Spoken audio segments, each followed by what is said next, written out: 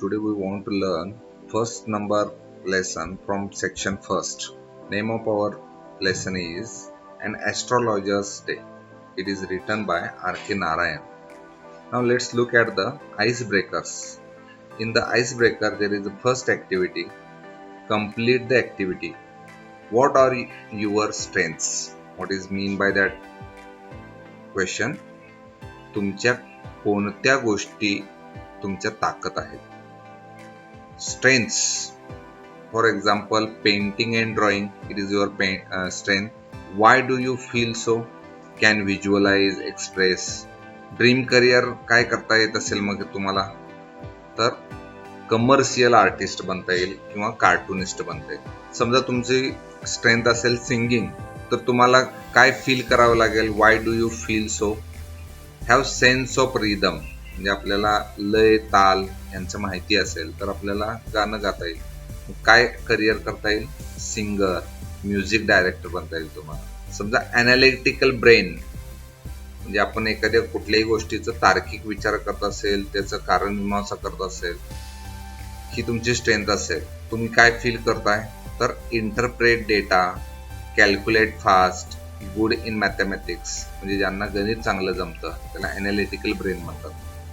Career काय? Scientist बनता येईल, डाटा सायंटिस्ट बनता येईल किंवा CA वगैरे बनता येईल, म्हणजे चार्टर्ड अकाउंटंट. समजा सेन्स ऑफ टेस्ट, तुम्हाला चांगलंच टेस्ट घेण्याचं ज्ञान असेल तर काय करता येईल? Interested in finding out ingredients of a dish, try new recipes, म्हणजे तुम्हाला चांगल्या चांगल्या स्वादिष्ट जेवण बनवता येईल, नवीन डिशेस बनवता येईल, रेसिपीज बनवता येईल. मग करिअर कोणतं करता येईल? ड्रीम करिअर, शेफ बनता येईल, बेकर बनता येईल किंवा रेस्टॉरंट ओनर बनता येईल तुम्हाला. ह्या तुमच्या स्ट्रेंथ ओळखून आपण काय करिअर करायचं आहे हे आपल्याला ठरवता येईल. सेकंड ऍक्टिव्हिटी आहे बघा.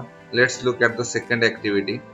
The seen in a local market of a village, town, city is very attractive, म्हणजे आपल्या ज्या ग्रामीण भागामध्ये किंवा शहरी भागामध्ये जो बाजार भरतो तो एक आकर्षक असतो. People with different occupation sell their wares, म्हणजे त्यांच्या वस्तू ते विकत असतात वेगवेगळ्या उत्पादनाच्या. Discuss the varieties of activities at the local market, मग स्थानिक बाजारपेठेचं वर्णन करायचं आहे. Discuss the variety of the activities, काय काय ऍक्टिव्हिटी चालतात बाजारामध्ये. तर पहिली selling flowers, grocery etcetera, vegetables, भाजीपाला विकला जातो, कडधान्य विकले जातात, फुलं विकली जातात. कस्टमर्स बाईंग, बार्गेनिंग, जे कस्टमर्स आहेत ते काय करतात?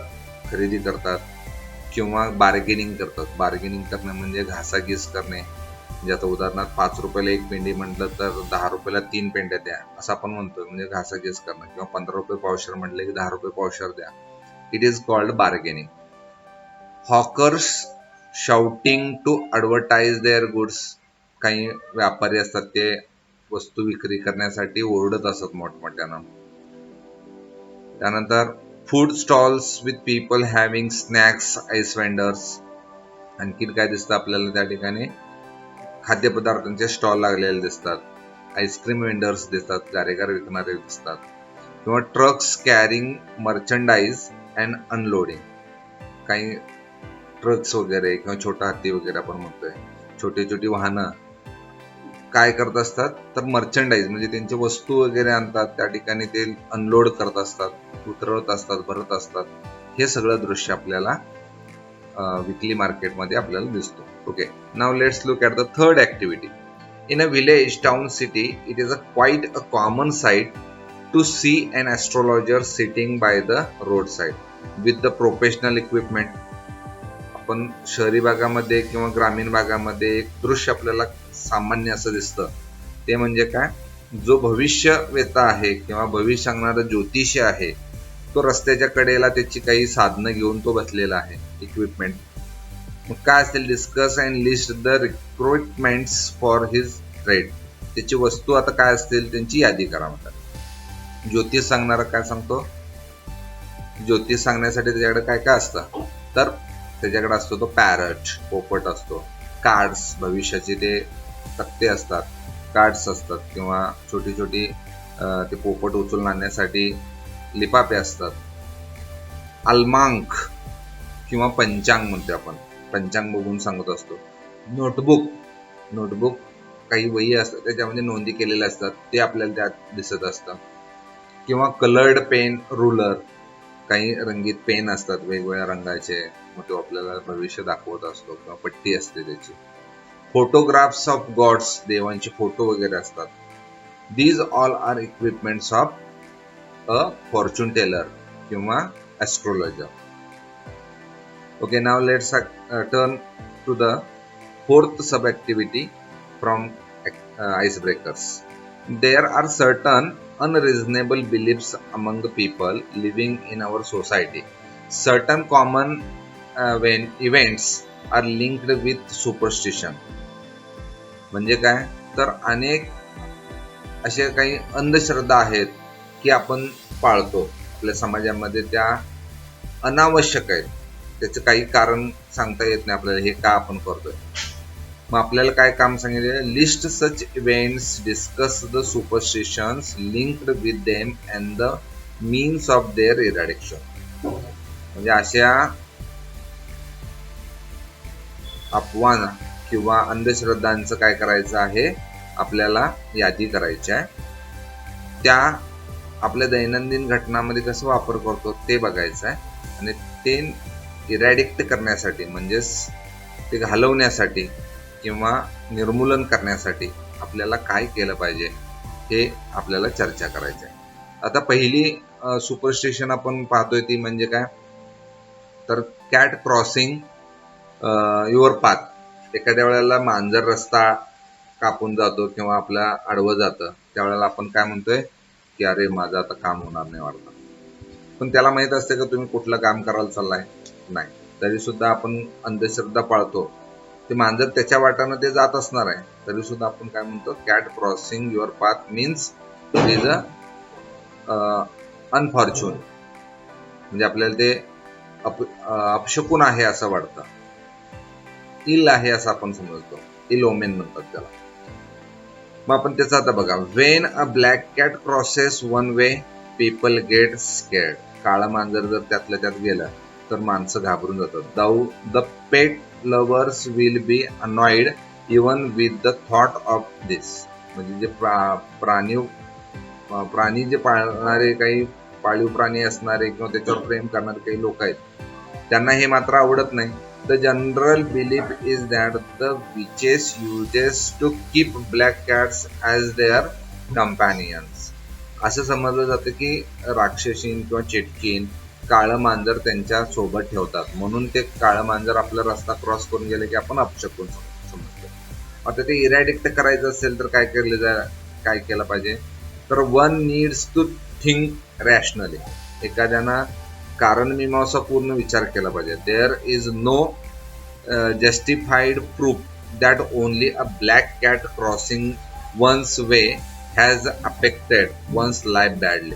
म्हणजे साधं मांजर गेल्यानंतर एखाद्या जीवनामध्ये परिणाम होतो असं कधी शक्य नाही आहे, ते आपण लोकांना पटवून दिलं पाहिजे. Why should a black cat be more unlucky than any other cat. आपण विचार केला पाहिजे की काळं मांजरच कसं काय इरॅडिक्ट करण्यासाठी उपयोगी पडतं.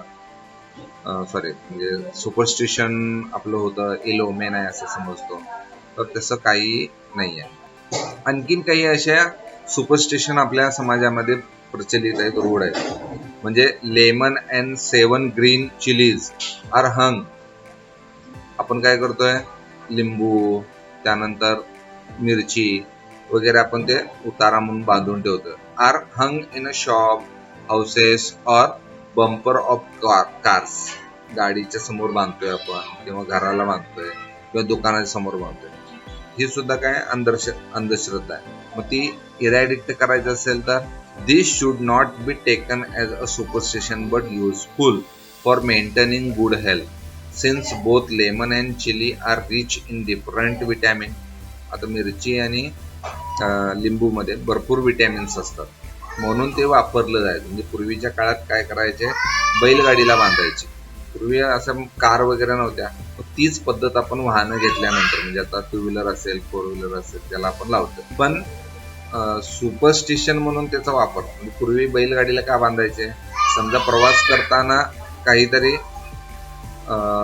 एखाद्याला बेशुद्धी पडला असेल, एखाद्याला आजारी पडला असेल, अचानक शरीरातले विटॅमिन्स कमी झाले असेल, तर त्यावेळेला ते काढून, म्हणजे तिथे कुठं आता औषध पाणी ओढकणार, म्हणून ते काढून त्याला लावत होते. लिंबू पाणी द्यायचे किंवा मिरचीचं खाट उठवायचे, म्हणजे अशा पद्धतीने ते एक औषध म्हणून बांधलं जायचं. पण आज आपण आमोशाला काय करतोय, लिंबू आणि मिरची वगैरे बांधतो.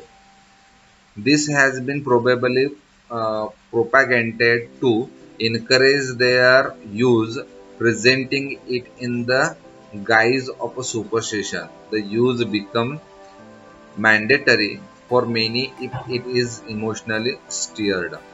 आणखीन एक सुपरस्टिशन आहे बघा, रिमूव्हिंग इव्हिल आय, म्हणजे नजर उतारणं आपण म्हणतो त्याला, किंवा नजर काढणे.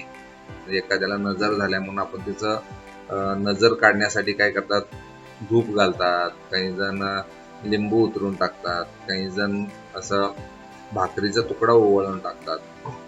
Putting a small black dot on the forehead of a child is followed in order to protect the child from evil eyes. म्हणजे एखाद्या बाळाला नजर लागू नये म्हणून आपण काय करतो, त्याला काजळाचा टिळा लावला जातो किंवा एक डॉट काढलं जातं त्याच्या गालावर किंवा कपाळावर वगैरे. It is believed that the black dot will make the child look ugly and nobody will look at the child saving him her from any harm. ह्याचं कारण काय आहे की त्याला काळा टिकला लावला की ते सुंदर दिसणार नाही, आणि सुंदर नाही दिसलं तर नजर लागणार नाही, म्हणजे कोण त्याला किती चांगला आहे किती चांगला आहे म्हणणार नाही. आता ही पद्धत चुकीची आहे, पण तरी इरॅडिकेट करायचं असेल तर this is a complete misconception. If anyone wants to harm the child, the person will find out a way to do it. जर खरोखरच त्या मुलाला काय किंवा त्या बाळाला त्रास द्यायचा असेल तर एखादा व्यक्ती त्याला कसं तर कारण सांगून किंवा काहीतरी करून हे केलं असतं, त्याला त्रास दिला असता किंवा त्याला इजा पोचवली असते. पण काळं लावून काय उपयोग आहे काय? No black dot can save the child. It is better to pay attention to the safety of the child rather than remaining happy with just a black dot as the saviour of the child. म्हणजे फक्त त्या बाळाला टिळा लावला किंवा काजळ लावलं म्हणून नजरेपासून वाचणार नाही, तर त्याच्यापेक्षा आपण वेगळं काहीतरी करणं अपेक्षित आहे. म्हणजे जसं की दुसऱ्याची नजर वाईट असते असं आपण म्हणू शकत नाही. जर काय तो करणारच असेल तर वाईट करू शकतोय, तो काळा टिळा वाचवू शकणार नाही. ठीक आहे. आणखीन एक सुपरस्टिशन आपल्या समाजामध्ये रूढ आहे, ती म्हणजे eating curd and sugar before going for an important work.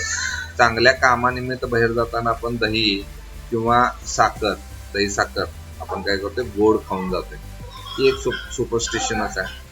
The consumption of curd and sugar is linked to a good luck and people follow it religiously to accomplish the goal successful. म्हणजे आपल्याला जे ध्येय आपण प्राप्त करायचं आहे ते प्राप्त करण्यासाठी काही लोक काय करतात, कामावर जाताना साखर आणि दही खाऊन जातात. Before examination or any important business deal usually one feels tensed and so this rule is followed without any objection. म्हणजे आपण परीक्षेला जाताना किंवा एखाद्या महत्वाच्या कामाला जाताना आपल्याला थोडं ताण असतो, आणि ताण आल्यामुळे काय होतं की भीती वाटते. मग त्यावेळेला म्हणून आपण काय करायचं असतं, थोडं दही म्हणजे अँटीऑक्सिडंट आहे ती, आणि त्याचबरोबर काय आहे साखर, थोडं चक्कर वगैरे येत नाही, आपल्याकडे ग्लुकोज वाढतं शरीरामध्ये. आणि मग ताणतणाव असेल तर बीपी हाय होण्याची शक्यता असते, म्हणून ते खायचं असतं. पण त्याचा खरा कारण ते नाही आहे. म्हणजे खरं कारण हे आहे, पण काही लोक त्याला सुपरस्टिशन समजतात. मग ते इरॅडिकेट करायचं असेल तर काय केलं पाहिजे आपण, there is a strong medical reason for the consumption of curd and sugar before going out. म्हणजे घराबाहेर जाण्यामागं मेडिकल कारण आहे, वैद्यकीय कारण आहे. त्यावेळेला आपण ते दही किंवा गोड काही तर खाऊन जातो. India being a tropical country, the temperature is high in many parts of the country. म्हणजे उष्णता जास्त असते. घरातनं बाहेर पडल्यानंतर पूर्वी चालत जायला लागायचं. त्यामुळे उन्हात गेल्यानंतर काय व्हायचं, डिहायड्रेशन व्हायचं, चक्कर येण्याची शक्यता असायची. Curd has a cooling effect on the body and sugar provides glucose. दही काय करतं तर आपल्या शरीराला थंड ठेवण्याचं काम करतं आणि साखर काय करतं तर आपल्याला ग्लुकोज देण्याचं काम करतं. Saving one from a dehydration, म्हणजे आपल्याला डिहायड्रेशन पासून वाचवण्याचं काम करतं. Thus it is medically remembered and not a superstitious belief. पण त्यात काही अंधश्रद्धा नाही आहे. आता आणखीन एक अंधश्रद्धा असेल बघा, टेकिंग बाथ आफ्टर अटेंडिंग ए फ्युनरल. म्हणजे आपण ज्या वेळेला अंत्यविधीला जातो किंवा कोणाच्या अंत्यविधीला गेल्यानंतर आल्यानंतर आपण आंघोळ करतो. म्हणजे आंघोळ केलं पाहिजे असं म्हणतात, मगच घरात जायला पाहिजे. पण ह्याच्या मागं खरं कारण काय, taking bath after attending a funeral is very strictly followed in India. भारतामध्ये ते पाळतात. Those who attend the funeral are not allowed to touch anything in the house without taking a bath. म्हणजे आपण कुणालाही स्पर्श करायचा नसता आंघोळ केल्याशिवाय. Specially the elders person in the family are very rigid about it. आणि जे वयोवृद्ध लोक आहेत ते मात्र काय करतात, थोडं हे नियम पाळतात. इरॅडिक्शन, आता हे इरॅडिक्ट करा, there is a strong medical reason behind it. आता ह्याच्या मागे सुद्धा काय आहे, वैद्यकीय कारण आहे. In the olden days the vaccinations for the various contagious diseases were not available. अनेक रोगाचं काय नव्हतं, लस नव्हती. The prevent infection from the dead body, this ritual was made mandatory.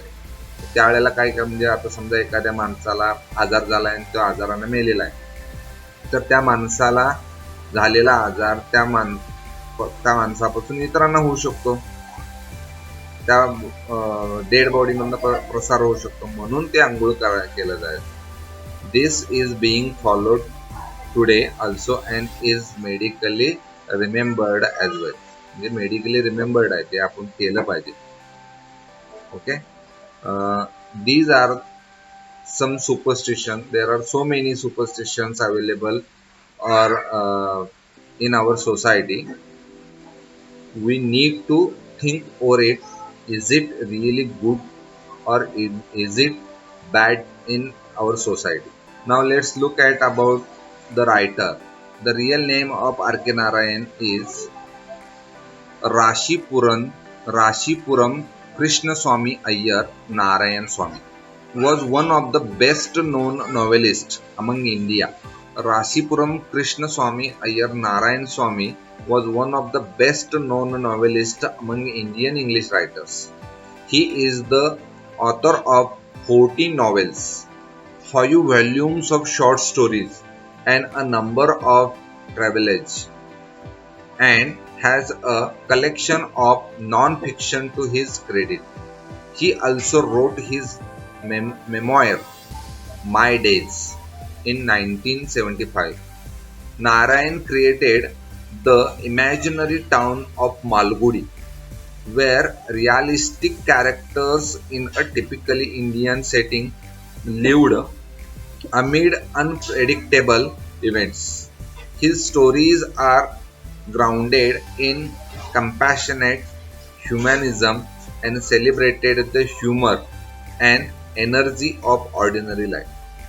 His stories are characterized by a simple style and subtle humor.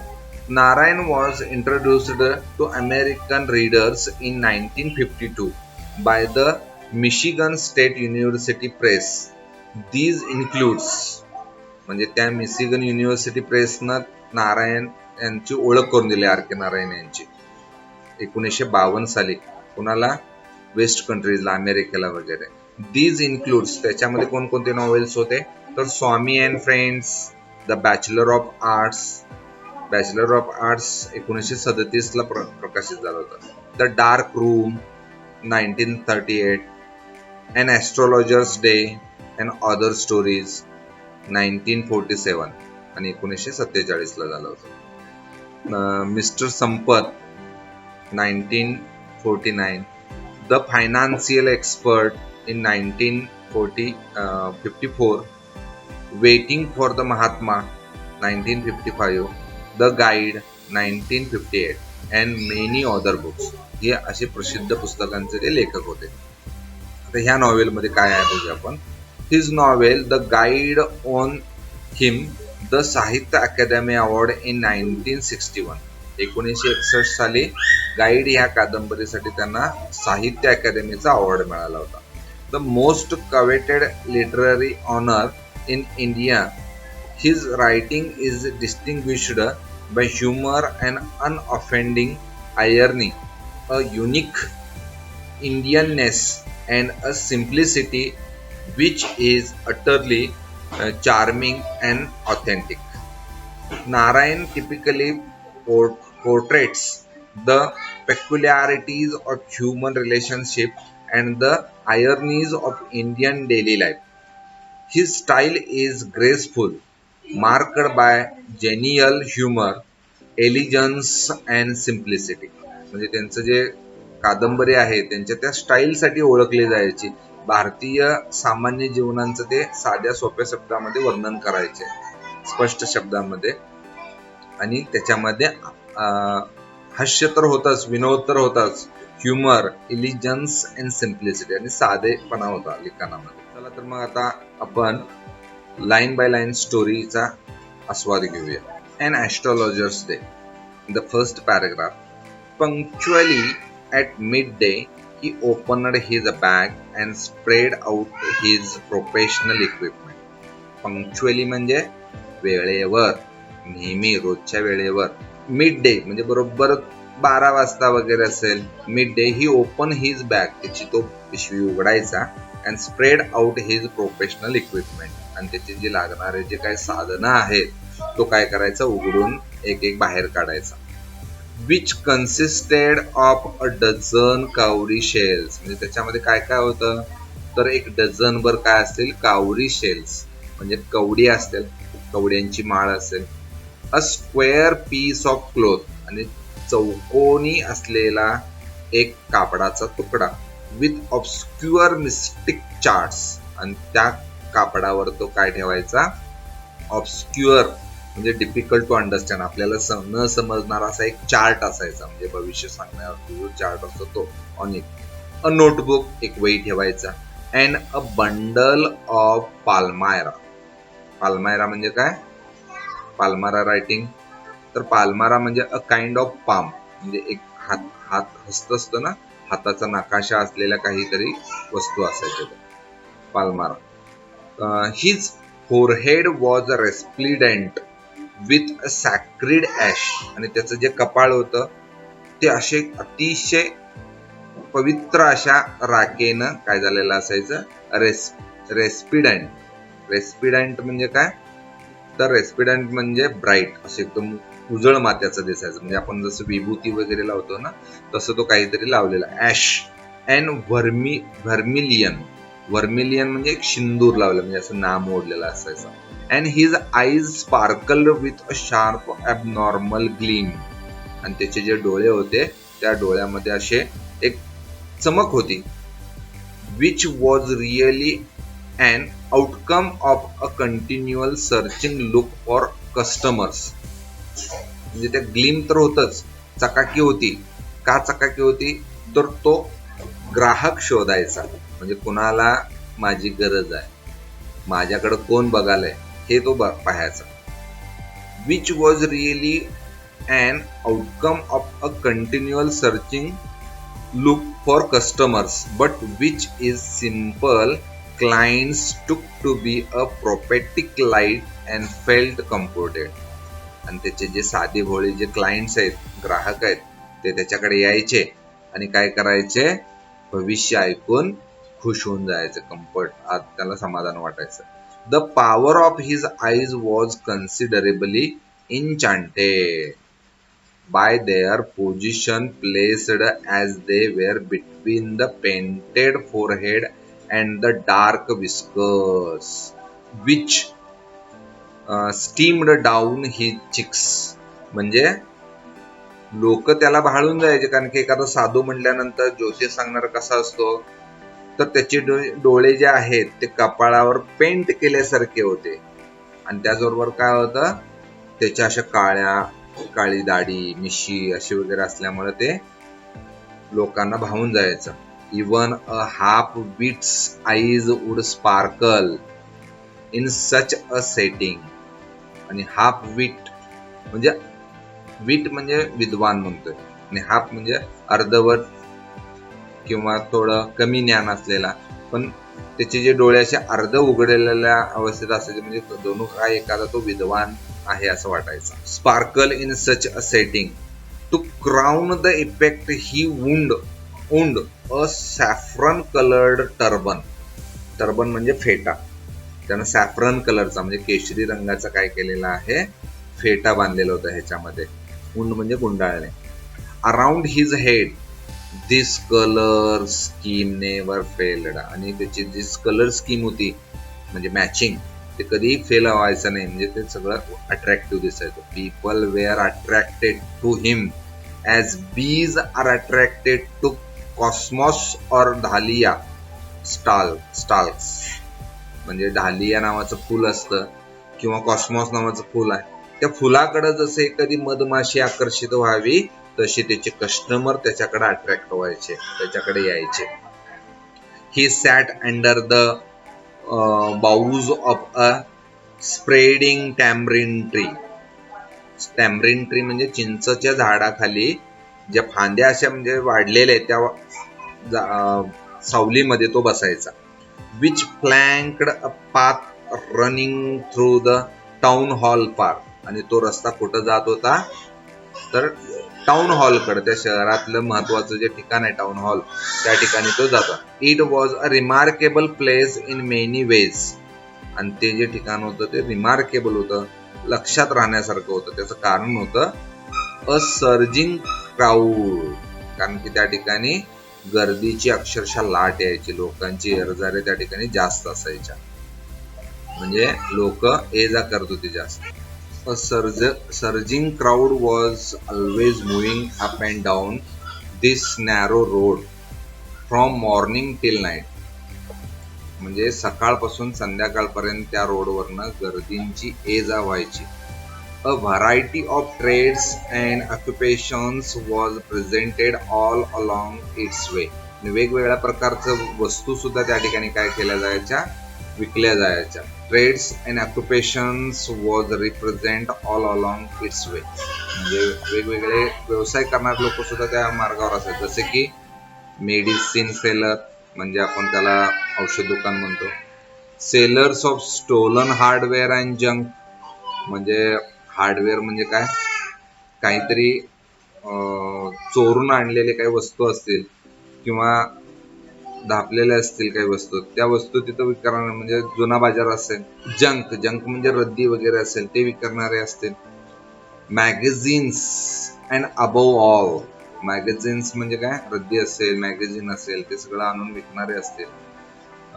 And auctioneer of cheap clothes, आणि स्वस्त विकणारे, कपडे विकणारे काही लोक असतील, स्वस्त कपडे विकणारे. Who created enough din all day to attract the whole town. म्हणजे ही लोक काय करायची, जास्तीत जास्त गर्दी गोळा करायची, कारण की ओरडायचे ते. All day attract the whole town. Next to him in vociferousness came a vendor of fried groundnut. Groundnut म्हणजे शेंगदाणे तो भाजून विकायचा. आणि होसिफरस म्हणजे बिईंग लाऊड अँड नॉइझी, तो अतिशय मोठ्या आवाजात बोलायचा. हू गेव हिज वेअर अ फॅन्सी नेम इच डे. आणि तो रोज ते शेंगा विकत असताना त्याला वेगवेगळं नावं द्यायचा, जसं फॅन्सी नाव द्यायचं, जसं की कॉलिंग इट बॉम्बे आईस्क्रीम. एकदा काय म्हणायचं त्याला, बॉम्बे आईस्क्रीम असं ओरडायचा. One day and on next day Delhi almond, म्हणजे दिल्लीचं बदाम असं तो म्हणून ओरडायचा कधी कधी.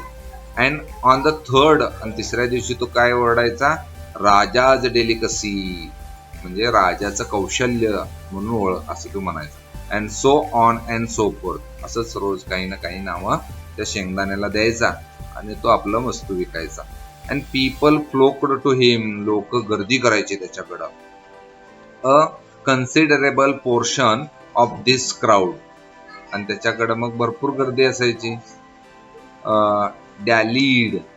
डॅलीड म्हणजे wasted time just hanging around, म्हणजे काही लोक त्याच्या अवतीभोवती काय विकायलाय म्हणून बघायला गर्दी करायची, घ्यायचे नाहीत. तर बिफोर द ॲस्ट्रॉलॉजर टू, आणि ॲस्ट्रॉलॉजर कडे सुद्धा गर्दी भरपूर करायची. म्हणजे काय करायलाय हा, काय सांगायलाय, बघूया चला म्हणून. जसं आपण सापाचा खेळ बघण्यासाठी वगैरे आपण काय करतो, गर्दी करून बघतोय काय आहे, चला बघूया म्हणून. तसं त्या जादूगार ॲस्ट्रॉलॉजर कडे सुद्धा गर्दी करून राहायची. The astrologer transacted his business by the light of a flare which crackled and smoked up among the groundnut heap nearby. आणि त्याच्यावरच ह्या आपल्या ज्योतिषाचा सुद्धा व्यवसाय चालू होता.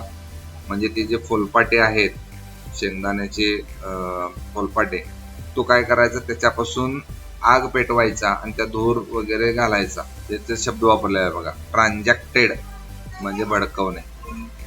His business by the light of flare म्हणजे काय, आग. विच क्रॅकल्ड म्हणजे एखादी जाळ पेटवणे किंवा आग लावून पेटवणे. And smoked up above the groundnut heap near by. Half the enchantment of the place was due to a fact that it did not have the benefit of municipal lighting. फायदा काय, तर म्युन्सिपालिटीचं लाईट जे आहे ते त्याच्या उजेडात सुद्धा त्याचं काम चालायचं. The place was light up bye shop lights, म्हणजे प्रत्येक दुकानाच्या पुढं लाईट लावलेला आहे, ते सुद्धा फायदा व्हायचा. त्या रस्त्यावर अतिशय उजेड असायचा. 1 or 2 हॅड हिसिंग घासलेट्स, आणि 1-2 त्या ह्याच्यामध्ये घासलेट, म्हणजे पूर्वी आपल्याकडे कसं आता इलेक्ट्रिक लाईट्स आहेत, त्याचे बल्ब लावलेलं असतात डांबावर, पण त्या काळात काय केलं जायचं, डांबावर असं पेट्रोलचे किंवा डिझेलचे किंवा रॉकेलचे दिवे लावले जायचे. Some had naked flares stuck on poles, म्हणजे पोल्स म्हणजे ते खांबावर वगैरे दिवे लागलेले दिसायचे. Some were light up by old cycle lamp, काही खांबावर काय केलेलं सायकल लॅम्प लावलेले असायचे. And 1 or 2 like the astrologer managed without lights of their own, आणि काही न लाईट लावता काम चालवायचे, कारण शेजाऱ्याने लावलंय आपण कशाला लावायला पाहिजे. It was a bewildering criss cross म्हणजे आडवा तिडवा लाईट यायचा त्यामुळे, म्हणजे सगळीकडं समजा आता प्रकाश असेल तर एकदा इकडं असा वगैरे प्रकाश यायचा. Criss cross of light. आणि बी वाइल्डर म्हणजे अस्वस्थ, म्हणजे आता समजा आपण पुस्तक वाचायला बसतोय आणि एकदा इकडं लाईट यायला लागला किंवा त्याची सावल्या पडायला लागल्या तर आपल्याला वाचताना त्रास होतो. म्हणजे बी वाइल्डरिंग म्हणजे अस्वस्थ होणे, बॅफल्ड असं म्हणतात. Of light rays and moving shadows, आणि ज्या सावल्या हलतात त्यामुळे थोडं अस्वस्थ व्हायचं. This suit the astrologer very well for the simple reason that he had not in the least intended to be an astrologer when he began life. म्हणजे तो जो ज्योतिषी होता त्याला खरोखर ज्योतिषी बनायचं नव्हतं. तो अपवादानं किंवा accidentally he become the astrologer, अपवादानं तो ज्योतिषी बनलेला आहे. तर तिथं काय म्हणलेलं आहे बघा, when he began life and he knew no more of what was going to happen to others than he knew what was going to happen to himself next minute. म्हणजे दुसऱ्यांचं भविष्य सांगणार तो, पण त्याचं सुद्धा त्याला एक पुढच्या मिनिटात काय होईल याचं भविष्य त्याला माहित नसायचं, पण तरी सुद्धा तो एक भोंदू साधू होता. And he knew no more of what was going happen to others than he knew what was going to happen to himself next minute. He was as much a stranger to the stars as were his innocent customers. म्हणजे त्याचे जे customers आहेत ते सुद्धा innocent आहेत, निष्पाप आहेत. त्यांनाही माहित नाही की चांदण्या किंवा ग्रह तारे हे काय आपल्या जीवनामध्ये प्रभाव टाकू शकतात, काय करू शकतात, हे त्यालाही माहित नव्हतं. जसं ते साधे भोळे त्या कस्टमरनाही माहित नव्हतं तसं ह्यालाही माहित नव्हतं. म्हणजे हा काय त्यातला प्रख्यात पंडित नव्हता. Yet he said things which pleased and astonished everyone. पण तरी सुद्धा तो काय सांगायचा, त्यामुळे कस्टमर मात्र काय व्हायचे, खुश व्हायचे, त्यांना बरं वाटायचं, समाधान वाटायचं. That was more a matter of study. आणि कशामुळे शक्य झालं, तर त्याच्या अभ्यासामुळं, प्रॅक्टिस, सरावामुळं, अँड श्रूड गेसवर्क, म्हणजे त्याला चांगलं गेस करता येत होतं, जज करता येत होतं की हा माणूस कोणत्या त्रासाला त्रस्त आहे, मग त्याला काय उत्तर सांगितलं पाहिजे, हे एवढं त्याला कौशल्य होतं. All the same it was as much and honest man's labour as any other and he deserved the wages he carries home at the end of a day. आणि त्याच्यामुळे त्याला काहीतरी पगार पडायचा, काही थोडी मजुरी मिळायची, किंवा आपण एखादं काम केल्यानंतर मजुरी मिळते तसं त्याला ते पैसे मिळायचे. He had left his village without any previous thought or plan. आणि त्याचं जे पूर्वीचं खेडगाव होतं, त्यानं काही कुणाला न सांगता तो पलायन करून घरातनं पळून आलेला होता. He would have carried on the work of his forefathers, namely littering the land. म्हणजे त्याचं थोडं जमीन होती पूर्वी आजोबांची, living, marrying and ripening his corn field and ancestral home. आणि त्याचं पूर्वजाचं घर होतं ते सुद्धा त्यांना सोडून तो आलेला होता. But that was not to be. He had to leave home without telling anyone and he could not rest till he left it behind a couple of 100 miles. म्हणजे ते कुणालाही न सांगता त्यानं काय केलं होतं, घर सोडून तो आलेला होता. To a villager it is a great deal as if an ocean flowed between. कुणालाच म्हणजे प्रवास करायची साधनं नसल्यामुळे ते कोण जात नव्हते आपलं गाव सोडून. त्यांना असं वाटायचं की जणू आपल्या गावामध्ये एक समुद्र आहे. If an ocean flowed between. Ocean म्हणजे समुद्र, समुद्र आहे जणू, आणि त्यामुळे आपल्याला ते पलीकडं पार करून जाता येत. He had a working analysis of mankind's troubles marriage. आणि तो मात्र लोकांचं काय करायचा, काय काय त्यांना समस्या असतात त्याचा अभ्यास मात्र त्याने केला होता. ट्रबल्स म्हणजे जसं की एखाद्या ज्योतिषाकडे गेल्यानंतर का जातोय, तर माझा विवाह ठरत नाही, किंवा विवाह झालेला आहे आमचं चांगलं पटत नाही, अशा काही कारणामुळे जात असतात. मग मॅरेज, मनी किंवा पैसे आपल्याकडे येतात पण ते टिकत नाहीत, राहत नाही, किंवा मला पैसे किती कष्ट करतोय कारण मला सुख मिळत नाही, असं वगैरे कारण असतात. And the tangles of human ties. Tangles म्हणजे कोणता, टाईज म्हणजे संबंध, रिलेशन्स. माणसाच्या जीवनातील काही गुत्ते असतात, जसं की मी खूप अभ्यास करतोय तर कमी मार्क पडतात, म्हणजे विद्यार्थी परीक्षेला घाबरतो त्यामुळं. Long practice had sharpened his perception. आणि त्याचा खूप अभ्यास केल्यामुळं, प्रॅक्टिस केल्यामुळं, सराव केल्यामुळं काय झालं होतं, तो बरोबर ओळखायचा की ह्याला काय समस्या आहे आणि ह्याच्यावर काय उत्तर सांगितलं. Within 5 minutes he understood what was wrong. आणि थोड्या 5 मिनिटं तो विचार करायचा आणि त्यात त्याला समजायचं की ह्याच्यात काहीतरी चुकलंय ते. ही चार्जड 3 पैसे पर questions.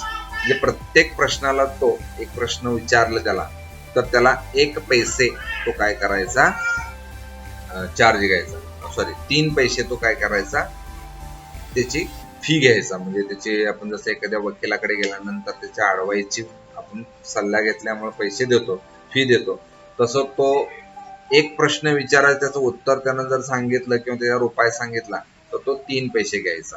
Never opened his mouth till the other had spoken for at least 10 minutes. म्हणजे दुसरा जोपर्यंत बोलत नाही आणि बोलून झाल्यानंतर तो 10 मिनिटं डोळेच उघडत नव्हता किंवा तोंड उघडायचं नाही. का, तो गेस करायचा, विचार करायचा की आपण आता ह्याला उत्तर काय सांगायचं.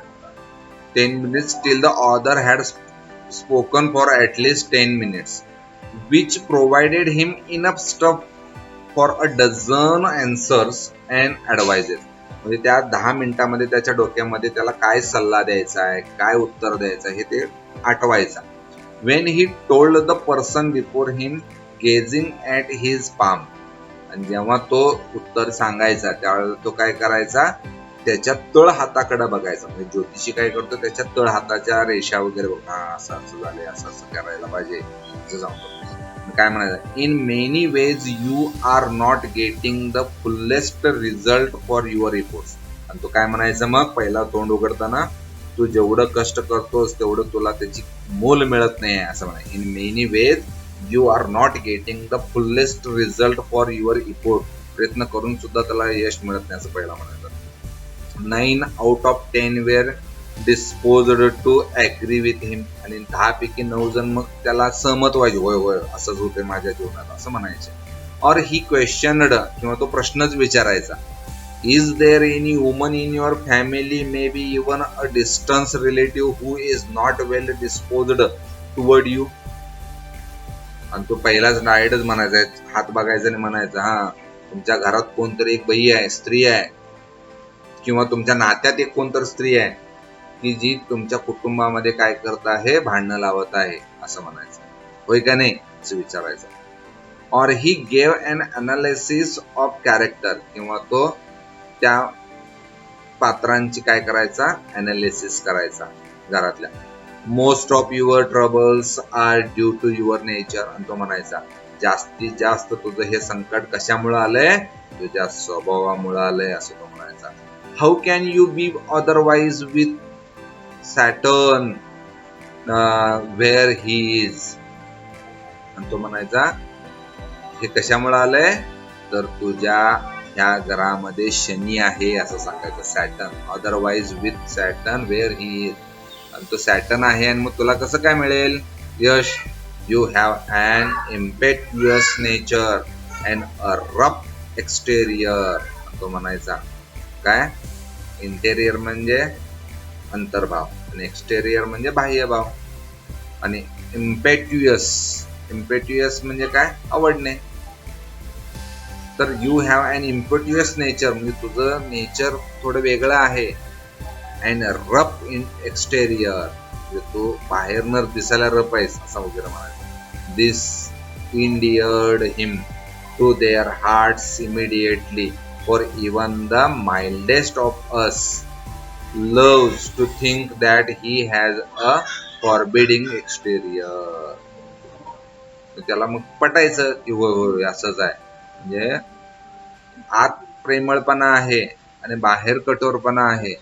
कसं दाखवणार मग ते आपले दोन्ही फॉरबिडिंग होते. Exterior, the nuts vendor blew out his flare. तर त्याच्या शेजारी जो शेंगदाणे विकणारा माणूस होता, तो आपले शेंगा भाजण्यासाठी काय करायचा, जाळ पेटवायचा, his flare, and rose to go home.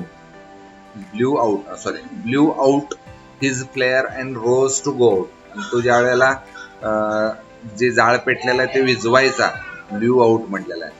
म्हणजे आता त्याला व्यवसाय बंद करून घरला जायचं असेल, रात्र झाली असेल, तर तो जे जाळ आहे तो विझवायचा आणि तो घरी जायचा. Go out home. This was a signal for the astrologer to bundle up too. आणि हे त्या ॲस्ट्रोलॉजर ज्योतिषाला काय असायचं, एक संकेत मिळायचा की आपण सुद्धा आता आपण जायला पाहिजे, कारण की तिथनं जे उजेड होता तो नाहीसा होणार आहे. Since it left him in darkness, expect for a little shaft of green light which stayed in from somewhere and touched the ground before him. म्हणजे आता कुणीकडं तर थोडा असा प्रकाश येत असायचा ग्रीन, म्हणजे लांबनं, मग त्याच्यात त्याला तेवढं सगळं वस्तू तो गोळा करायला वेळ लागायचा. He picked up his cowrie shells. मग तो आपल्या त्या कवडीच्या माळा आहेत त्या सगळा गोळा करायचा. अँड पॅराफेरनेलिया. पॅराफेरनेलिया म्हणजे खाजगी मालमत्ता. म्हणजे त्याच्याकडे जे काय स्वतःच मालमत्ता होती, म्हणजे ज्या वस्तू त्यानं आणलेल्या होत्या, म्हणजे फोटो असेल, चार्ट असेल, पाल्मायरा असेल, and was putting them back into his bag when the green shaft of light was blotted out. म्हणजे जो हिरवा असा जो प्रकाश येत होता तो बंद झालाय की तो काय करायचा, आपल्या सगळ्या वस्तू आपल्या बॅगेत काढून ठेवायचा. He looked up and saw a man standing before him. आणि तेवढ्यात त्याने एक माणूस त्याच्या समोर येऊन थांबलेला पाहिला. He sensed a possible client and said. त्याला वाटलं की हा माझा कोण आहे, संभाव्य ग्राहक आहे, क्लायंट आहे. म्हणून त्या ज्योतिषाने विचारलं, you look so careworn. तू दुःखी दिसत आहेस, काही काळजी आहे का तुला, चिंता लागली काय कशाची. It will do you good to sit down for a while and chat with me. थोडा वेळ माझ्या बरोबर बसतोस आणि काही तुला झाले त्रास आहे ते सांगतोस का, माझ्याशी गप्पा गोष्टी करतोस का, असं ज्योतिषानं त्याला विचारलं. द ऑदर ग्रंबल्ड, तो जो माणूस थांबला होता तो एकदम कुरकुरला. ग्रंबल्ड सम रिप्लाय वेगली, अस्पष्टपणे तो गुरगुरला. काय म्हणाला, the astrologer pressed his invitation, त्यानं जे निमंत्रण दिलं होतं की ये आणि बस माझ्याशी बोल म्हणून त्यानं थोडं आटोपतं घेतलं. Whereupon the other thrust his palm under his nose, त्यानं काय केलं, थ्रस्ट म्हणजे एकदमच आपला हात आपल्या नोज, अंडर हिज नोज म्हणजे हात तोंडावर घेतला, अंडर हिज नोज, सेईंग, आणि म्हणाला, you call yourself an astrologer, तू स्वतःला ज्योतिष समजतोस. The astrologer felt challenged and said, होय, त्याला असं वाटलं की मला हा चॅलेंज करायला, मी ज्योतिष आहे काय म्हणून. टिल्टिंग म्हणजे वाकवणे, tilting the others palm toward the green shaft of life, तो जो माणूस आलता त्याचा हात पकडला आणि जो उजेड येतो त्या उजेडाकडे असं त्यानं वाकवून हात बघितला, वाकवून, tilting. Yours is a nature, आणि ते हात बघत बघत तो काय म्हणाला, नेहमी जसं म्हणतो तसं म्हणाला, हा तुझा स्वभाव असा आहे असं म्हणूच का. तो जो माणूस आला होता तो म्हणला, ओ स्टॉप दॅट, थांबव, हे असलं काय भंकस मला सांगू नकोस. The other sed, tell me something worth while, मला योग्य आहे ते सांग, हे बाकीचं फापड पसारा सांगू नको. आवर फ्रेंड्स फेल्ट पिक्ड, म्हणजे माझे मित्र चिडलेले आहेत. आय चार्ज ओनली 3 पै पर क्वेश्चन, 3 पैसे मी काय करेन एका प्रश्नाला घेतोय. And what you get out to be good enough for your money, आणि तुम्हाला जे काय असेल ते मी सांगेन. At this the other withdrew his arm, आणि दुसरा जो माणूस तिथं थांबला होता त्यानं आपला हात असा खेचून घेतला, ओढून घेतला आणि म्हणला, टूक आउट अँड आना, एक आना घे, म्हणजे आपण 8 आणे 16 आणे, म्हणजे 16 आणे म्हणजे काय म्हणतोय, 1 रुपया म्हणतोय. तो म्हणाला, टेक अँड आना, एक आना तू घे आणि मला सांग. And flung it out to him, त्यानं आपल्या खिशातलं 1 आना काढला आणि टाकला त्याच्याकडं आणि म्हणाला, सेईंग, आणि म्हणाला, I have some questions to ask, माझ्याकडे काही प्रश्न आहेत मी तुला विचारणार आहे. If I prove you are a bluffing you must return that anna to me with interest. आणि तो म्हणाला, जर तू मला फसवतोयस किंवा खोटं बोलतोय असं वाटलं, ब्लफिंग फसवायलायस असं वाटलं, तर मला त्या इंटरेस्ट सकट मला परत द्यायचं, म्हणजे त्यानं अट घातली. हा तर भोंदूच होता, त्याला आता कसं कळणार की हा माणूस मला फसवायला आलाय, मग तो खरं काय सांगू शकेल.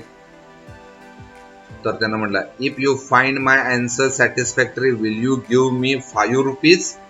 मग ह्यानं पण अट घातली, जर तुम्हाला मी सांगितलेल्या प्रश्नांचं उत्तर पटलं किंवा बरोबर वाटलं तर मला 5 रुपये देणार का तुम्ही, 5 रुपीज. नो, नाही, तो म्हणाला नाही. और विल यू गिव्ह मी 8 आनाज, 8 आणे देणार काय मला, मग असं विचारतो. आता 5 आण्यावरनं काय झालेलं आहे, 8 आण्यावर आलेलं आहे, म्हणजे 8 आणे तर मला देणार का. तर तो म्हणतो, ऑल राईट, ठीक आहे, provided you give me a twice as much if you are wrong. आणि जर तू चुकीचं सांगितलास तर मी जेवढं तुला देणार आहे तेवढ्यात दुप्पट तू द्यायचं, म्हणजे 8 आणे ते दुप्पट काय होईल, 1 रुपया. सेड द स्ट्रेंजर, तो जो स्ट्रेंजर अनोळखी माणूस आला होता त्याच्याकडे, तो म्हणाला, होय, तू जर चुकलास तर मला दुप्पट द्यायचं. This pact was accepted after a little further argument, थोडा वादविवाद झाल्यानंतर एक करार करण्यात आला त्यांच्यात आणि दोघांनीही स्वीकारला, ठीक आहे म्हणाले. पॅक्ट, PACT, पॅक्ट म्हणजे करार, दोघातील एक करार, सामंजस्य करार. The astrologer send up a, आणि ॲस्ट्रॉलॉजरनं काय केलं, the astrologer send up a prayer to heaven as the other lead a cheroot. मग ॲस्ट्रॉलॉजर ज्योतिषानं काय केलं, देवाकडं असं काहीतरी देवाला बोलवल्यासारखं केलं.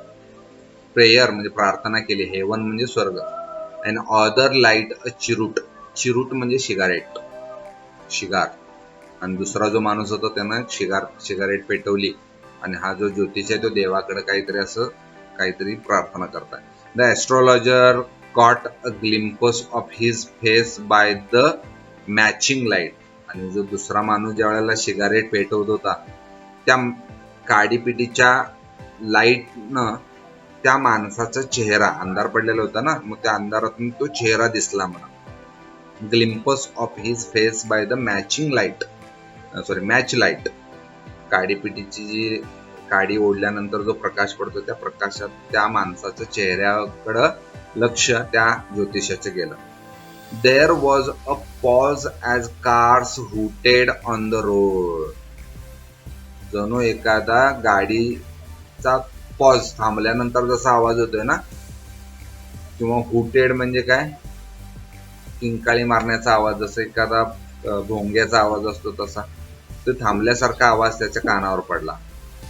जुटका ड्रायव्हर, जुटका म्हणजे काय, हॉर्स ड्रायव्हर म्हणजे घोडा गाडी, जुटका म्हणतात त्याला. Jutka driver swore at their horses. आणि तो जो आवाज कसा होता म्हणजे त्या गाडीचा, तर ते घोड्यांना driver shore at their horses, शपथ घालत होता किंवा त्याला काहीतरी कावत होता त्या घोड्यांना. And the babble of the crowd ॲगिटेटेड.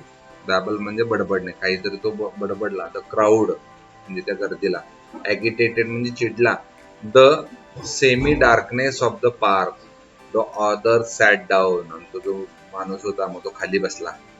मग अशी उठला होता ना तो, आणि तो खाली बसला आता. आणि काय करलाय, sucking his cheroot. Sucking his cigarette म्हणजे तो असे सिगारेट ओढू लागला, असं धूर ओढायला लागला. पपिंग आउट आणि ते धूर बाहेर सोडू लागला. सॅट देअर रुथलेसली आणि तिथं निर्दयीपणे तो बसला होता. रुथलेसली म्हणजे निर्दयीपणे. The astrologer felt very uncomfortable. पण ॲस्ट्रॉलॉजरला थोडं अस्वस्थ वाटू लागलं, कारण की ह्यानं आपल्याला अट घातलेली आहे. मी जर खराखुरा नाही सांगितलं त्याला आणि ते पटलं नाही तर मला डबल पैसे द्यायला लागणार. Here take your anna back, I am not use to such challenges. आणि आता त्याला कळालं की मी हे करू शकत नाही, म्हणून हे घे तुझे 1 आणे पैसे परत, मला आता वेळ नाही, मी चाललोय. म्हणून तो निघाला. ॲस्ट्रॉलॉजर म्हणजे तो ज्योतिषी. It is late for me today, आज मला वेळ झालाय, मला जाऊ दे म्हणाला. He made preparation to bundle up. आणि ज्योतिषानं आपलं सगळी तयारी करू लागला की सगळं बंडल बांधू लागला आणि आपापल्या बॅगेत ठेवू लागला. The other held his wrist and sed. जो दुसरा माणूस जो बसला होता सिगारेट ओढत, त्यानं त्याचं मनगट पकडली ज्योतिषाची आणि खाली बसवलं आणि म्हणाला, काय म्हणाला, you can't get out of it now. आता तू पळून जाऊ शकत नाहीस. You dragged me in while I was passing. मी जेव्हा जात होतो तेव्हा तूनच मला ओढून घेतलंय आणि म्हटलास की बस इथं, आणि आता चाललेच पळून. The astrologer shivered in his grip and his voice shook and become faint. Astrologer एकदम थरथरू लागला, त्याच्या आवाजात कंप जाणवू लागला. आणि बिकम फेंट म्हणजे थोडा आवाज सुद्धा कंप झाल्यामुळं त्याला असं चक्कर आल्यासारखं वाटू लागला. आणि तो काय म्हणाला, leave me today, I will speak to tomorrow. म्हणजे आज मला सोड, मी उद्या तुला तुझं भविष्य सांगतो, असं म्हणून तो तिथनं पळ काढून जात होता. The other thrust his palm in his face and sed. त्या माणसानं, तो जो माणूस होता, तो माणसानं काय केलं, त्याच्या हात घट्ट पकडलं, चेहऱ्याकडे घेऊन गेला आणि म्हणाला, challenge is challenge, go on. एकदा आपण आव्हान दिले म्हणजे दिले, आपलं चॅलेंज म्हणजे चॅलेंज, जे काय आहे ते तू सांग. The astrologer proceeded with his throat drying up. आणि जो ज्योतिषी होता त्याला बोलायला म्हणजे घसा कोरडा झाल्यासारखा झाला होता, कारण की आता आपण हरणार, आपले डबल पैसे जाणार, आपण दिवसभर कमवलेला, असं त्याला वाटलं. देर इज अ वुमन. आणि तो म्हणाला, देर इज अ वुमन. म्हणजे तो नेहमी जसं सांगतोय तुझ्या जीवनामध्ये एक स्त्री आहे, असं देर इज अ वुमन. तेवढं टिम म्हणजे म्हणूच का त्यानं आणि थांबवलं त्या माणसानं. Stop said the other. तो दुसरा माणूस म्हणाला, थांब, I don't want all that. मला हे असलं काय फालतू सांगत बसू नको. Shall I succeed in my present search or not. मी जे आता काय शोधायला आलोय त्यात यशस्वी होईन काय नाही, सांग. असं म्हणाल. Answer this and go. एवढं उत्तर सांग आणि मगच जा. Otherwise I will not let you go till your disgorge. Disgorge करणे म्हणजे काय, नाईलाजाने परत देऊ करणे. ऑल युअर कॉइन्स म्हणजे नाईलाजानं तुझं सगळं जे काही आज दिवसभर कमवलेले कॉइन्स आहेत ते मला तू परत द्यावे लागतील असं त्यानं सांगितलं. All your coins. The astrologer muttered a few incantations and replied. मग आता त्याची नेहमीची सवय होती, तो जो ज्योतिष होता काहीतरी असा पुटपुटायला लागला की म्हणजे मंत्र पुटपुटल्यासारखं. इनचॅन्टेशन म्हणजे सपोजली मॅजिकल वर्ड, काही आपण जादू करायचं असेल, ओम भगुनी भागो दरी असं वगैरे आपण म्हणतोय ना तसं. इनचॅन्टेशन्स अँड रिप्लाइड. आणि तो म्हणाला, ऑल राईट, ठीक आहे, मी तुला सांगतो, आय विल स्पीक, मी तुझ्याशी बोलतो, but will you give me a rupee if what I say is convincing. मी तुला जे सांगितलेलं तुला जर पटलं तर मला ₹1 तू देणार काय असं विचारलं. Otherwise I will not open my mouth. आणि तू जर देणार नसेल तर मी माझं तोंडच उघडणार नाही. And you may do what you like. आणि जर तुला काय करायचं ते कर, मला मारणार मार, असं तो म्हणाला, ज्योतिषी म्हणाला. After a good deal of haggling. Haggling म्हणजे घासाघीस, म्हणजे आपण मगाशी म्हटलं बार्गेनिंग करणं. दोघांच्यात घासाघीस झाली आणि मग शेवट ठरलं. The other agreed. दोघांचं ठरलं की आपण ठीक आहे, मी तुला ₹1 देतो जर तुला बरोबर तू उत्तर सांगितलं असतं. The astrologer said. ॲस्ट्रॉलॉजर म्हणाला, you were left for death, am I right. तुला मरण्यासाठी कोणीतरी सोडून गेलं होतं, माझं बरोबर आहे का? हा. Tell me more. हा बरोबर आहे, सांग, पुढं सांग. A knife has passed through you once. कोणीतरी तुझ्या पोटात चाकू खुपसलं होतं. Said the astrologer. तो ज्योतिषी म्हणाला. Good fellow. बरोबर आहे तुझं, सांग. He bared his chest to show the scar. मग त्यानं दाखवलं आपल्या छातीवरचं जे वर्ण आहे, म्हणजे जिथं चाकू लागला होता तो दाखवण्यासाठी आपल्या छातीवरचं असं दाखवायला लागला तो. आणि म्हणाला, व्हॉट एल्स. आणि काय. त्याच्या पुढे काय झालं, तो ज्योतिषी पुढे सांगला. And then you were pushed into a well nearby in the field. आणि त्या शेतात असणाऱ्या जवळच्या विहिरीमध्ये तुला ढकलून देण्यात आलं होतं मरण्यासाठी. You were left for dead. मारायला तिथं सोडून दिलं होतं. I should have been dead if some passer by had not chance to peep into the well. मग तो जो माणूस आला होता तो म्हणाला, होय होय बरोबर आहे तुझं, मी त्या विहिरीतनं सुखरूप वाचलो नसतो जर तिथनं जाणारे जे पादचारी आहेत, वाटसरू आहेत, त्यांनी त्या विहिरीत वाकून पाहिलं नसतं तर मी वाचलो नसतो. Exclaimed the other, overwhelmed by enthusiasm. आणि तो अतिशय खूप आनंदी झाला होता, कारण की यानं बरोबर सांगायलाय सगळं. Wien shall I get at हिम. आणि तो मग प्रश्न विचारला आला तो माणूस, मी त्या माणसाला, म्हणजे ज्याला मला चाकू मारलेला माणूस, मला विहिरीत टाकलेला माणूस, त्याला मी पकडेन का नाही. वेन शाल आय, केव्हा पकडेन. He asked, clenching his fist. Fist म्हणजे आपली मनगट असं वळवत म्हणाला, त्याला पकडणार का नाही मी, केव्हा पकडणार. तो म्हणाला, इन द नेक्स्ट वर्ल्ड. केव्हा पकडेल म्हटल्यानंतर त्यांना काय सांगितलं, नेक्स्ट वर्ल्ड. नेक्स्ट वर्ल्ड म्हणजे तो दुसऱ्या जगात निघून गेलाय, त्याला पकडणं तुला अशक्य आहे असं म्हणाला. In the next world answer the astrologer. He died 4 months ago in a far off town. आणि खूप लांब एका शहरामध्ये 4 महिन्यापूर्वीच तो माणूस ज्यानं तुझ्यावर हल्ला केला होता तो माणूस मरून गेलाय. You will never. आणि म्हणून तुला त्याला भेटायचं असेल तर कुठे भेटायला जायला लागेल, नेक्स्ट वर्ल्ड म्हणजे दुसऱ्या जगात, म्हणजे नरकात, स्वर्गात वगैरे. You will never see any more of him. तुला तो आता कधी भेटणार नाही.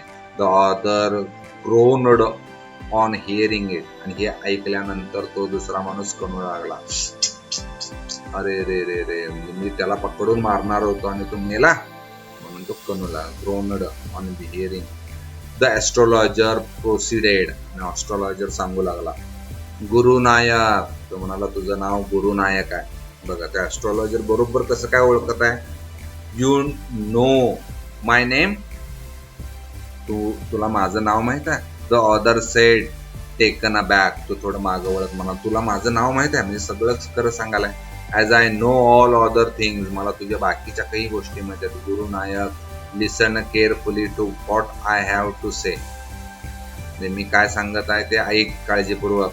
Your village is 2 days journey due north of this town. या शहरापासून नॉर्थ कडे 2 दिवसाच्या प्रवासावर तुझं गाव आहे. Take the next train and be gone. आता काय कर, लगेच एक ट्रेन आहे, त्या ट्रेन पकड आणि घरला जा, परत इकडे येऊ नको. I see once again great danger to your life if you go from home. आणि जर तू घरातनं परत इकडच्या साईडला आलास तर मला आणखीन एक तुला एक धोका दिसालाय आणि तुझा त्यात जीव जाऊ शकतोय. He took out a pinch of sacred ash and held it to him. आणि एक असं एक चिमूटभर त्यानं पवित्र अशी काहीतरी राख किंवा अंगारा वगैरे दिला आणि त्याला म्हणाला, हे घे आणि काय कर, इथनं जा, परत इकडे येऊ नकोस घरातनं हुडकत कुणाला. Rub it on your forehead and go home. तुझ्या डोक्याला कपाळाला लाव आणि तू घरला परत जा, तू म्हणाला. Never travel southward. आणि इकडे दक्षिणेकडे कधीही परत वळून येऊ नकोस, प्रवास करू नको again. And you will live to be 100. आणि जर असं केलास तर तू 100 वर्ष जगशील. Why should I leave home again. मी घर का सोडून जाऊ, मी घर का सोडेन. Leave home again, the other said reflectively. म्हणजे विचारपूर्वक गंभीरपूर्वक म्हणाला. Why should I leave home again म्हणजे का सोडलं नसलं पाहिजे असं. I was only going away now and then to took for him and to choke out his life if I met him. तो म्हणालाय, जर मला तो गावला तर त्याचा मी गळाच घोटून टाकेन. ही शुक हिज हेड रिग्रेटफुली. खेदपूर्वक त्यानं आपला मान हलवले. He has escaped my hands. आणि म्हणाला, अरे माझ्या हातनं तो निसटून गेला बिचारा. I hope at least he died as he deserve. तो मेला ते बरंच झालं, म्हणजे त्यानं मला मारला होता ना, बरंच झालं. यस. आणि मग ॲस्ट्रॉलॉजर म्हणाला, yes said the astrologer, he was crushed under a lorry. तो कसा मेलाय म्हणा, एका ट्रकच्या खाली येऊन त्याचा मृत्यू झाला, ऍक्सिडेंटली तो मेलाय. The other looked gratified to hear it. आणि हे ऐकल्यानंतर तो दुसरा माणूस आलेला होता का नाही ज्योतिष ऐकायला, तो खूप खुश झाला, gratified, pleased. A place was deserted by the time the astrologer picked up his articles and put them into his bag. आणि मग आता सगळे वस्तू आपल्या आपल्या बॅगेत गोळा करून त्यांना ठेवलं. त्यावेळेला खूप रात्र झालेली होती, लोक सुद्धा त्या ह्याच्यावर कोण नव्हते रस्त्यावर. The green shaft was also gone. आणि जो हिरवा रंगाचा साफ्ट आलेला होता तो सुद्धा गेलेला होता. Living the place in the darkness and silence. ते जागा, ती ठिकाण सोडून ते निघून गेला. तिथं अंधार आणि शांतता पसरली. The stranger had gone off into the night. आणि त्या रात्री तो स्ट्रेंजर सुद्धा आपल्या गावी गेला. After giving the astrologer a handful of coins. आणि ठरल्या पद्धतीने 1 रुपया द्यायचं ठरलं होतं ना, त्यानं हँडफुल ऑफ कॉइन्स म्हणजे हात भरून असे मोठ भरून त्याला कॉइन्स दिले आणि मग तो पण निघून गेला. It was nearly midnight when the astrologer reached home. आणि जेव्हा ॲस्ट्रॉलॉजर घरी परतला तेव्हा खूप वेळ झालेला होता. मिड नाईट, मध्यरात्र आली होती, मी 12 वगैरे वाजले असते. His wife was waiting for him at the door. त्याची बायको दरवाजावर वाट पाहत बसलेली होती, त्याची वाट पाहत होती. And the demanded an explanation. आणि आल्या आल्या बरोबर तिची बायको मागणी करू लागली, विचारू लागली, का एवढा उशीर झाला, का एवढा वेळ झाला तुम्हाला याला, एक्सप्लेन करा, मला स्पष्ट करून सांगा, असं म्हणायला आले. He flung the coins at her and said, count them. One man gave all that. त्यांना जे कॉइन त्या मगाशी त्या माणसानं दिले होते ना, गुरुनायकनं, त्या गुरुनायकनं दिलेले पैसे त्यानं काय केलं, आपल्या बायकोकडे फ्लंग असे एकदम टाकले आणि म्हणाला, मोज हे पैसे एका माणसानं मला दिलेले आहेत. आणि ती मोजू लागली. मग त्या स्त्रीनं, त्या पत्नीनं मोजलं. 12.5 आनाज. किती आणे होते ते? 12.5 आनाज. 12 म्हणजे काय? 12.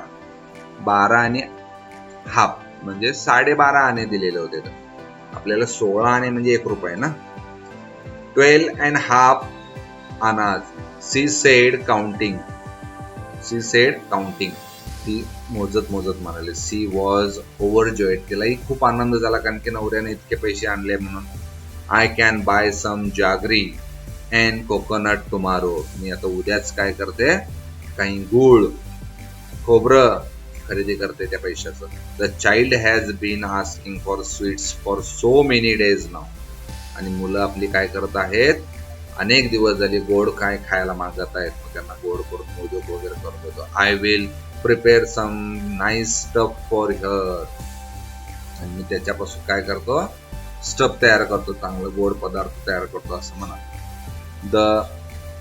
मग तेवढ्यात तो जो ज्योतिषी होता तो शिवी द्यायला लागला, कारण की त्याने 1 रुपया द्यायचं ठरलं होतं.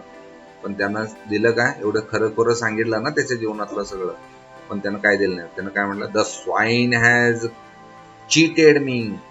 डुकरानं मला फसवलं. म्हणजे डुक्कर कोणाला म्हणालाय तो, त्या गुरुनायकला. He promised me a RuPay. 1 रुपये देतो म्हणालता. Said the astrologer. She looked up at him.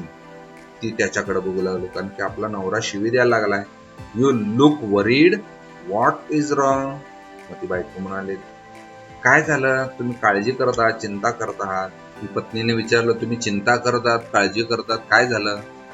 Nothing, काय नाही झालं. आफ्टर डिनर, जेवण झाल्यानंतर, सिटिंग ऑन द पायोल. पायोल म्हणजे काय, लाकडी खॉट असतो, त्याला दोऱ्या बांधलेल्या असतात आणि ते आपण अंगणात वगैरे बसण्यासाठी किंवा झोपण्यासाठी ठेवतो, त्याला पायोल म्हणतात. He told her. मग जेवण झाल्यानंतर तो त्या पायोलवर बसून, त्या कॉटवर बसून तो आपल्या पत्नीला सांगू लागला, do you know a great load is gone from me today. माझ्या डोक्यावरचे एक ओझ कमी झाले आज म्हणाला. I thought I had the blood of a man on my hands all these years. मला असं वाटत होतं की माझ्या हातनं एक खून झालाय, एका माणसाला मी मारलोय असं वाटत होतं. That was the reason why I ran away from home. हेच ते कारण होते की मी घर सोडून पळालेलो होतो. Settled here. आणि इथं येऊन वसलेलो होतो, इथं या गावामध्ये. And married you. आणि तुझ्याबरोबर विवाह केला. ही इज अलाइव्ह. आणि ज्याचा मी खून केलोय असं वाटत होतं ना, तो माणूस जिवंत आहे. He is alive. सी घासपड. आणि पत्नीला एकदम आश्चर्य वाटलं आणि ती म्हणाली, you try to kill him. तुम्ही त्या माणसाला ठार मारायचा प्रयत्न केला होता. ज्योतिषी म्हणाले, यस, इन आवर विलेज. आमच्या गावामध्ये. When I was a silly youngster. जेव्हा मी तरुण होतो. We drank. आम्ही एकत्र दारू प्यालो. गॅम्बल्ड. जुगार खेळलं. And quarrelled badly one day. आणि एकमेकांच्यात भांडणं झाली जोरात. Why think of it now. आणि आता त्याचा विचार, आता काय करायचा विचार करून. Time to sleep. आणि आता झोपायची वेळ झालेली आहे. चल झोपूया आपण. He said. तो म्हणाला आणि यानिंग जांभ्या द्यायला लागला. And stretched himself on the pyol. आणि त्यांना पाय लांब करून त्या कॉटवर झोपी गेला. Have you got it? Thank you very much for listening and watching my video. If you like it, subscribe my channel and click on a like